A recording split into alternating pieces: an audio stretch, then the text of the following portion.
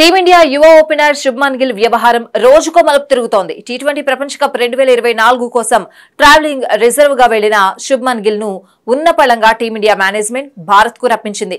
శుభ్మన్ గిల్ తో పాటు ఆవేష్ ఖాన్ కూడా భారత్ కు రావడం తీవ్ర చర్చనీయాంశమైంది.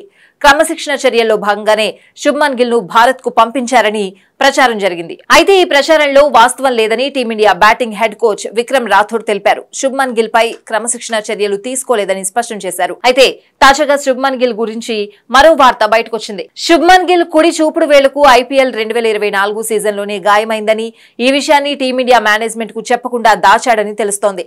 ప్రాక్టీస్ సెషన్ లో శుభ్మన్ గిల్ గాయాన్ని గుర్తించిన టీమిండియా ఫిజియోలు వెంటనే ఎన్సీఏకు వెళ్లాలని సూచించినట్లు తెలుస్తోంది. గాయం తీవ్రత ఎక్కువగా ఉందని, సర్జరీ అవసరమయ్యే అవకాశం ఉన్నట్లు సమాచారం. అయితే గాయానికి సంబంధించి ఎన్సీఏ అధికారులు తుది నిర్ణయం తీసుకుంటారని తెలుస్తోంది.